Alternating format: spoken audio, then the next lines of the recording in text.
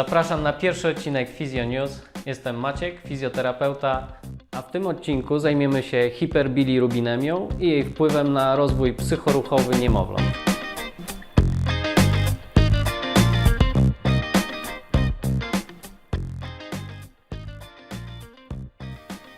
Praca magisterska z działu neonatologii badająca wpływ hiperbilirubinemii na rozwój psychoruchowy niemowląt.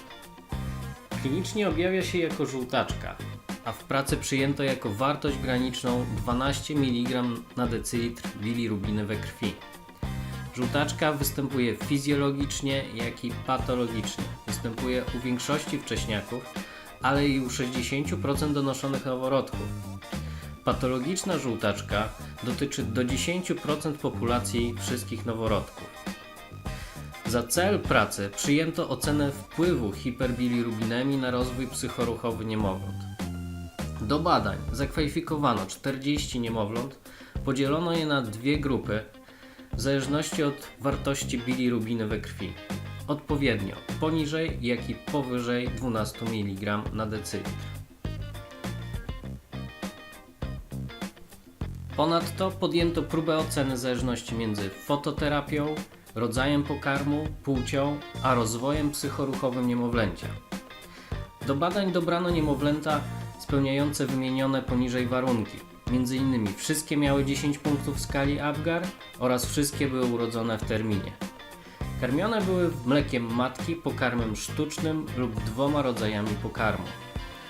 Badania wykonano w oparciu o autorską tabelę. Oceniano etapy rozwoju i umiejętności w 3. i 6. miesiącu życia w pozycji supinacyjnej i pronacyjnej. Warto zaznaczyć, że przebadano te same dzieci najpierw w 3., a potem w 6. miesiącu życia. W 3. miesiącu sprawdzano m.in. aktywność w linii środka, w 6. miesiącu sprawdzano np. obroty. Uzupełniająco w karcie badania zawarto pytania do rodziców, m.in. o stosowanie fototerapii czy o skalę Apgar. A teraz konkrety, wyniki z 3. miesiąca życia. Okazuje się, że niemowlęta z poziomem bilirubiny do 12 mg na decylitr we krwi rozwijały się zdecydowanie lepiej. W grupie dzieci z zawyżonym poziomem bilirubiny tylko 25% spełniło warunki aktywności utrzymywania głowy w linii środka. W podporze na przedramionach dzieci z wysokim poziomem bilirubiny także wykonywały rzadziej tą aktywność. Było to 35%.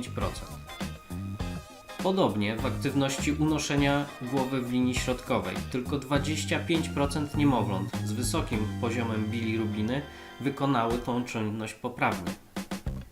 Wyniki z 6. miesiąca życia są następujące. Dzieci z poziomem bilirubiny do 12 mg na decylitr we krwi rozwijały się zdecydowanie lepiej. Podobnie było to w 3. miesiącu życia. Dotyczy to 3 aktywności, których wyniki były istotne statystycznie. Z badań wynika, że zastosowanie fototerapii u niemowląt z wysokim poziomem bilirubiny nie ma wpływu na ich rozwój psychoruchowy. Rodzaj pokarmu podawanego niemowlętom ma wpływ na ich rozwój psychoruchowy tylko w 6. miesiącu życia. Dotyczy to obrotów z brzucha na plecy oraz reakcji amfibii. Aktywność dominuje wśród niemowląt karmionych pokarmem mieszanym. Zaobserwowano także, iż w 6. miesiącu życia dziewczynki istotnie częściej charakteryzowały się poprawną koordynacją ręka, usta, stopa. Niewiele brakowało, by stwierdzić istotnie statystyczny wynik, iż w 3. miesiącu życia chłopcy częściej wykonują podpór na przedramionach niż dziewczynki. W skrócie wnioski są następujące, a ja już zapraszam na kolejny odcinek Physio News już za tydzień. Aby nie przegapić kolejnego odcinka, zapraszam Cię na Facebooka, na mój kanał na YouTubie oraz na stronę physionews.pl. To wszystko w tym odcinku. Cześć!